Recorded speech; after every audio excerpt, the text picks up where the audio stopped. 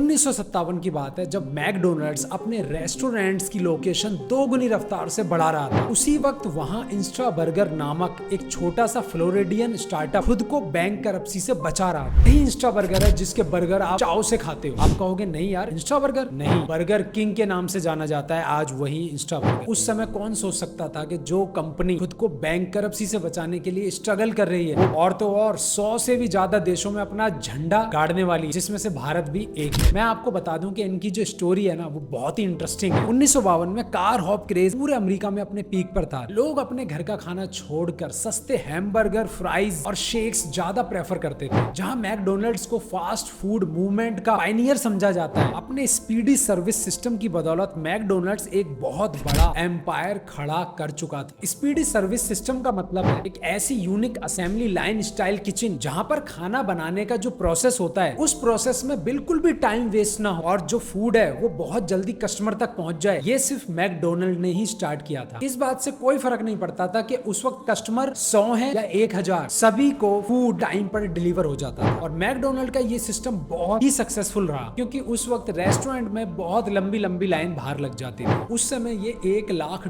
Annually कमा रहा था, जो आज की मार्केट में लगभग $10 लाख से भी ज्यादा है। एक दिन केथ क्रेमर ने अपने स्टेप फादर मैथ्यू बंस के साथ मैकडोनल्ड्स गए। उन्होंने सोचा कि क्यों ना मैकडोनल्ड्स की पॉपुलैरिटी को अपनी आंखों से देखा जाए। दोनों अपने मैकडोनल्ड के स्ट्रीमलाइन ऑपरेशन से बहुत इंप्रेस हुए। उन्होंने सोचा कि क्यों ना इस आइडिया को यूज करके एक नया रेस्टोरेंट ओपन किया, क्योंकि उस वक्त मैकडोनल्ड का सिर्फ एक ही रेस्टोरेंट था। और केथ और मैथ्यू को मौका मिल गया कि वो इस मॉडल को यूज करके दूसरी कंट्रीज में भी लेकर जाए और वहां भी अपने बिजनेस को और फैलाए, जल्दी फूड प्रोड्यूस किया जाए। थोड़ा रिसर्च करने के बाद उनको एक मिरेकल इंस्टा मशीन के बारे में पता चला। पहला था इंस्टा शेक मशीन जो करीब 6 पर मिनट की रेट पर 4 डिफरेंट फ्लेवर्स के मिल्क शेक बना सकता था। दूसरा था इंस्टा बॉयलर ओवन जो अपने ऑटोमेटेड कन्वेयर सिस्टम को इलेक्ट्रिक हीटिंग एलिमेंट्स की वजह से कॉन्टिन्यूअसली बीफ पैटीज पका सकता था और साथ ही हैमबर्गर बंस को टोस्ट कर सकता था। और टोस्टेड बंस एक बास्केट में जाकर गिरते। रॉ मीट से हैमबर्गर बनाने में सिर्फ 90 सेकंड लगते थे। देखा जाए तो 1 घंटे के अंदर 400 हैमबर्गर का प्रोडक्शन पॉसिबल था और ये एक चमत्कार से कम नहीं था। केथ और मैथ्यू का फोकस क्वालिटी पे ना होकर क्वांटिटी पर ज्यादा था। फिर क्या था, केथ और मैथ्यू ने इस मशीन के इन्वेंटर के साथ एग्रीमेंट कर डाला और एग्रीमेंट ये था कि उनको इन मशीन का यूज इंस्टा बर्गर में यूज करने के लिए पूरा राइट मिले। इनफैक्ट इंस्टा बर्गर का नाम भी इंस्टा मशीन से ही आया है। आज भले ही बर्गर किंग इस बात को ना माने, पर सच तो यह है कि बर्गर किंग हेविली इन्फ्लुएंस था मैकडोनल्ड्स से। But unfortunately Insta broiler McDonald's के सोफिस्टिकेटेड सिस्टम जितना इफेक्टिव साबित नहीं हुआ। ये जल्दी खराब हो जाता था और बर्गर की जो क्वालिटी थी वो उतनी अच्छी नहीं थी। 1953 में जब जैक्सन विले में इंस्टा बर्गर रेस्टोरेंट का कंस्ट्रक्शन चल रहा था, तब केथ और मैथ्यू को अनजाने में अपना एक पहला फ्रेंचाइजी मिल गया था। जब डेविड ने रेस्टोरेंट्स की अंडर कंस्ट्रक्शन बिल्डिंग को देखा तब वो डेयरी क्वीन की फ्रेंचाइजी खोलने वाला था। उन्हें लगा था कि बिल्डिंग तो डेयरी क्वीन की है। जब वो केथ और मैथ्यू से मिले तो उन्हें पता चला कि दोनों इंस्टा बर्गर नाम एक नया रेस्टोरेंट चेन खोलने वाले। बिना टाइम वेस्ट किए केथ और मैथ्यू ने अपना बिजनेस प्रपोजल डेविड के सामने रख दिया। उन्होंने डेविड को इंस्टा मशीन्स का एक डेमोन्स्ट्रेशन भी दिया और डेविड को भी ये चीज बहुत पसंद आई। जल्दी ही डेविड ने डेयरी क्वीन के साथ जो अपना एग्रीमेंट था वो खत्म कर दिया और केथ और मैथ्यू के साथ डील बना ली। वो मियामी में अपने इंस्टा बर्गर की फ्रेंचाइजी ओपन करेंगे। और डील फाइनल करने से पहले डेविड ने सजेस्ट किया कि वो ब्रांड का नाम बदलकर इंस्टा बर्गर किंग रख दें। और डेविड ने साथ में एक लोगो भी बनाया, एक कार्टून किंग जो हैमबर्गर के ऊपर बैठा था और साथ ही में वो अपने एक हाथ से शेक को घेरे हुए थे। केथ और मैथ्यू को ये लोगो बहुत पसंद आया क्योंकि किंग वर्ड ने ब्रांड को एक रॉयल और प्रीमियम फील दी। साथ ही इस कैरेक्टर को ब्रांड के साथ जोड़ने से एक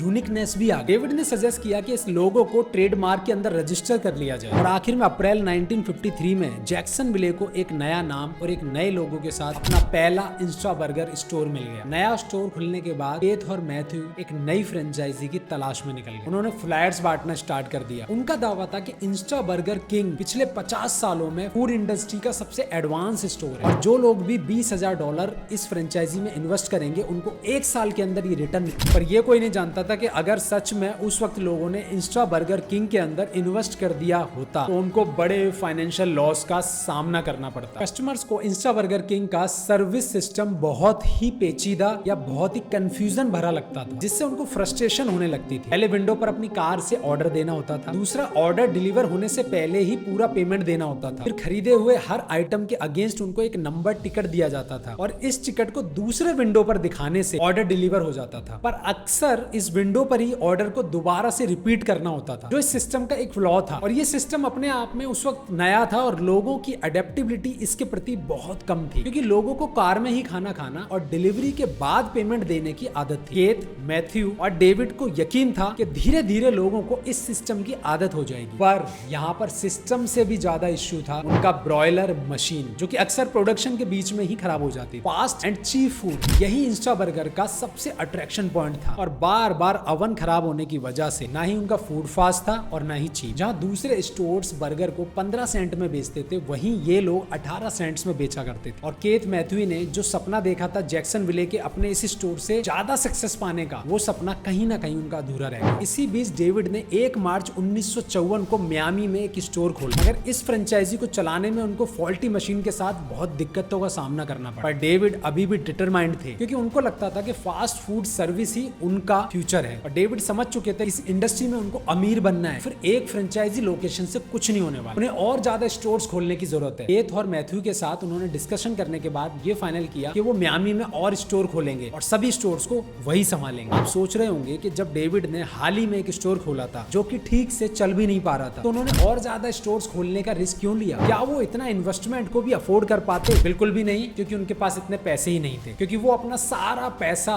मियामी स्टोर के अंदर लगा चुके थे। अब फर्दर इन्वेस्ट करने के लिए उनको बिजनेस पार्टनर की जरूरत थी, और डेविड ने बहुत सारे रेस्टोरेंट ओनर के साथ कांटेक्ट करना स्टार्ट कर दिया, पर कोई पार्टनरशिप के लिए तैयार ही नहीं था। ये जस्टिफाइड भी था, क्योंकि कहीं ना कहीं उसका पहला स्टोर उसको उतना प्रॉफिट नहीं दे रहा था। मगर एक दिन उन्हें रेस्टोरेंट ने ब्रिकल ब्रिज रेस्टोरेंट के ओनर से बात करने की सलाह दी। ब्रिकल ब्रिज एक छोटा सा लोकल रेस्टोरेंट था, और इसका ओनर आगे चलकर बर्गर किंग के इतिहास का चौथा और सबसे इंपॉर्टेंट प्रोटागोनिस्ट बन गया। और इस चौथे प्रोटागोनिस्ट का नाम था जेम्स मैकलेमोर। ब्रिकल ब्रिज में कोई बहुत बड़ा रेस्टोरेंट नहीं था, पर इसने थोड़ा सा प्रॉफिट कमाना शुरू कर दिया। डेविड ने जेम्स के सामने अपना पार्टनरशिप प्रपोजल रखा। डेविड ने यह भी दावा किया कि उनके पास मियामी में और भी ज्यादा इंस्टा बर्गर किंग्स स्टोर्स खोलने के राइट्स हैं, बस वो अपनी मदद के लिए बिजनेस पार्टनर चाहते हैं। इस वक्त वो अपना सिर्फ 3 महीनों से बर्गर स्टोर चला रहे हैं। एक सिंगल रेस्टोरेंट चलाने की बजाय फास्ट फूड चेन चलाना ज्यादा प्रॉफिटेबल हो, और उनकी पार्टनरशिप इस आइडिया को ज्यादा फीजेबल बनाने के लिए कारगर थी। डेविड का दावा था कि उनका स्टोर सेल्स 28% प्रॉफिट कमा रहा था, और एक स्मॉल स्केल बिजनेस के लिए ये प्रॉफिट बहुत अच्छा था। जेम्स ने स्टोर के प्रॉफिट देखने के लिए उसके फाइनेंशियल्स देखने की इच्छा रखी, और डेविड ने जेम्स को अपने कॉन्ट्रैक्ट्स, रिसीट्स और आउटस्टैंडिंग बिल्स का भरा एक बास्केट हाथ में थमा दिया। और ये अकाउंट मेंटेन करने का बहुत ही अनप्रोफेशनल और अनऑर्गेनाइज्ड तरीका था। जेम्स को पता चला कि ना तो डेविड के पास ऑर्गेनाइजेशन चलाने की स्किल्स है और ना ही अकाउंट्स। जब उसने अकाउंट्स चेक किए तो डेविड का 28% प्रॉफिट का जो दावा था वो भी गलत साबित। दरअसल इंस्टा बर्गर किंग 56% लॉस पर चल रहा है। जेम्स फिर भी पीछे नहीं हटा, क्योंकि वो इस बिजनेस प्रपोजल को लेके बहुत एक्साइटेड था, और वो डेविड के साथ इंस्टा बर्गर किंग्स के चेन ऑफ स्टोर्स खोलना चाहता था। जेम्स अपने मेमोयर में बताते हैं कि वो इस डिसीजन को इसलिए लेने के लिए तैयार हुए, हालांकि इंस्टा बर्गर किंग लॉस पर चल रहा था, और ये ज्यादातर उसके बड़े स्टार्टअप कॉस्ट की वजह था। अगर ये स्टोर अच्छे से इफेक्टिवली चलाया गया होता तो इसमें बड़ा प्रॉफिट बनाने के बहुत अच्छे संकेत थे। और सबसे बड़ी बात ये थी कि दोनों के आइडियाज और विजन सेम थे। डेविड के पास जिन अकाउंटिंग स्किल्स की कमी थी, तो जेम्स ने अपनी ईमानदारी और मेहनत से फुलफिल कर दी। और आई थिंक पार्टनर्स का मतलब भी यही होता है, जो चीज एक पार्टनर के पास हो वो दूसरे के पास नहीं है तो भी चल जाएगा, और जो दूसरे के पास है वो इसके पास नहीं है तो भी चल जाएगा। इसी का नाम पार्टनरशिप होता है। और फाइनली दोनों इस बिजनेस के पार्टनर बन गए। जेम्स ने अपना ब्रिकल ब्रिज रेस्टोरेंट बेचकर सारा पैसा मियामी के इंस्टा बर्गर किंग में इन्वेस्ट कर दिया। उसके $20,000 का इन्वेस्टमेंट डेविड के इन्वेस्टमेंट के लगभग बराबर ही था, और यही वजह है कि दोनों 50-50 के पार्टनर्स बन गए। दोनों पार्टनर्स ने जेम्स के न्यूली ब्रॉड कैपिटल को एग्जिस्टिंग मियामी आउटलेट्स के उधार चुकाने या बार बार खराब होने वाले इंस्टा ब्रॉयलर ओवंस या अपने ऑर्डरिंग सिस्टम को ठीक करने के लिए यूज नहीं,